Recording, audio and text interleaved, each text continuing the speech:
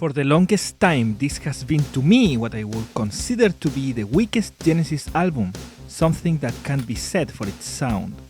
The title track really shows you what this album is all about. It's more stripped down, it hooks you up easily, but it also shows a band that was clearly versed in doing more complex stuff. This track is fine, features weird chords and arrangements typical of Genesis, but it always seemed that lacked something, and that something is present live. I disliked it at first for the horns. Even I confused it for a Phil Collins track when I heard it faintly in the background of a supermarket. Now I enjoy it. The energy is different, yet the complexity is all over the place. Mike doing some sick bass lines and Tony using the cross-hand technique.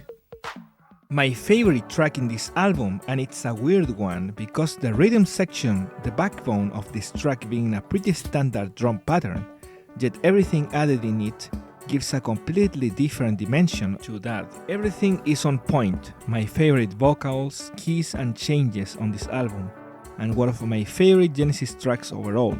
Ending side 1, we have a really repeating track that I originally dismissed as a worse Abacab, until someone said in a forum that all the instruments start at different points, and that opened my eyes. The best track on side 2. The introduction is fantastic, every instrument shines here as well.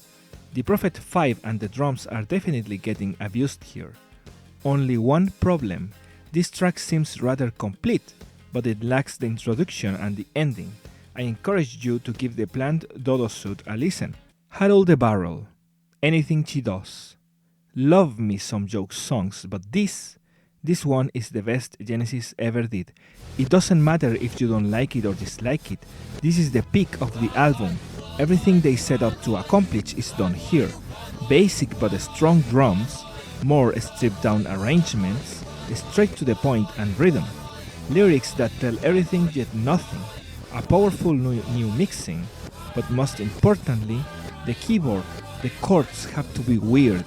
Much like Dodo almost took it too far, this one goes the extra mile and does sounds no one has ever done since. I like the ambience here. Obviously, Phil's voice getting increasingly stronger is excellent. It's just that not much happens here. Still, this one was written by him. It has that feel, yet somehow still very Genesis.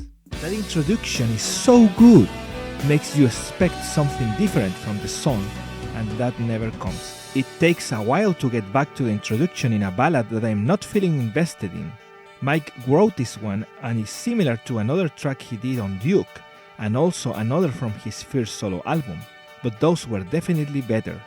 And another cool introduction, this one reminding me of a Small Crips Day, even more, until it goes into a piece with cool drum fills. Very moving piece. It's just that the singing and the harmonica sound, I don't know what to say, even the part that's similar to Keep It Dark is worse.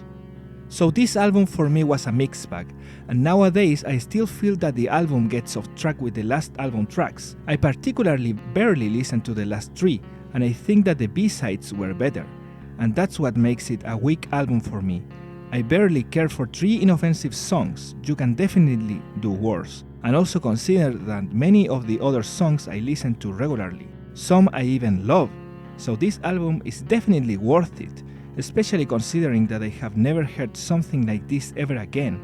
It's weird because even Genesis struggled to get the album back on the tours. It's that different.